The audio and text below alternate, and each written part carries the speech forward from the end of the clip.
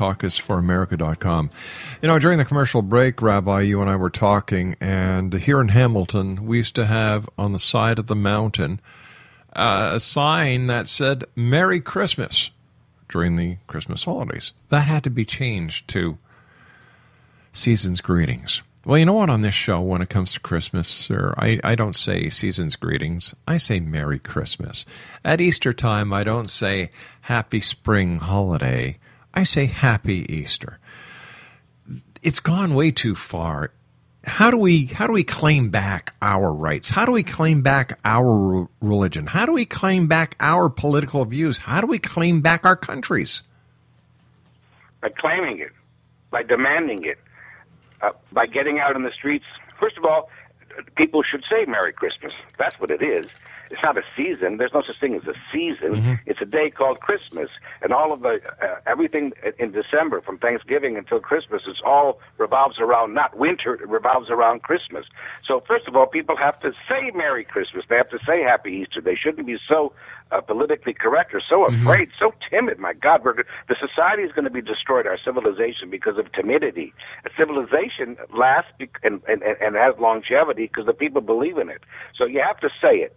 And you've got to say it in public. And then you've got to demand when you see a store that all of a sudden that takes away Christmas signs and puts in Season Greetings, you go to them and say, I'm not going to buy my gifts here because I'm buying it for Christmas. I'm not buying it for winter. So we have to have that confidence. That's why I wrote Push Back, because people need to push back. Otherwise, incrementally, step by step, everything is going to be taken. Yeah. Because there is a left-wing cabal, it includes the media, the ruling class, the leftists, that want to take this from us. And this is our heritage. It's our way of life. It's what we love. And if we want to retain it, we have to fight for it. You know, we haven't had to fight for the last 50, 60 years. It's somehow on autopilot. Mm-hmm. Now we have to fight because there are people that want to take it away. And we have to know that. There are people that hate...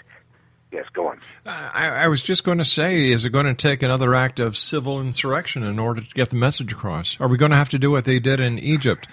Are we going to have to do what they've done in other countries to show the government that we're not going to take it anymore?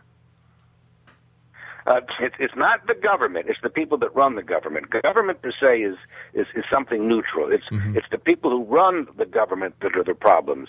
You can have I'm sure if you had a Ronald Reagan, a Mitt Romney, a Harper, and all these fellas, and they ran their governments, it'd be a good government.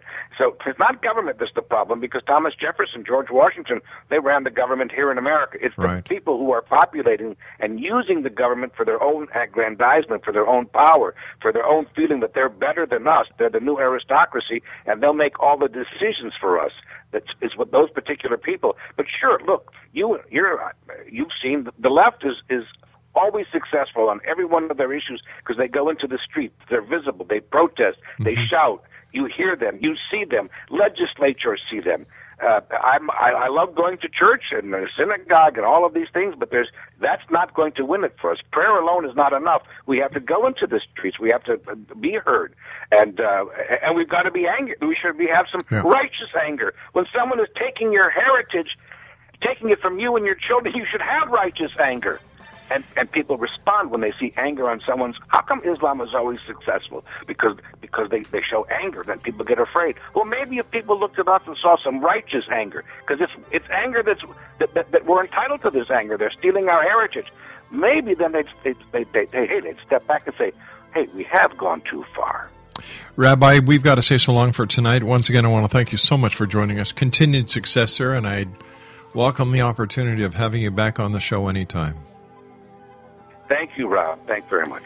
Good night, sir. Exxon Nation, for more information, visit www. You got your pencils ready? pushbackamerica.com and caucusforamerica.com. We'll be back on the other side of this break. Don't go away.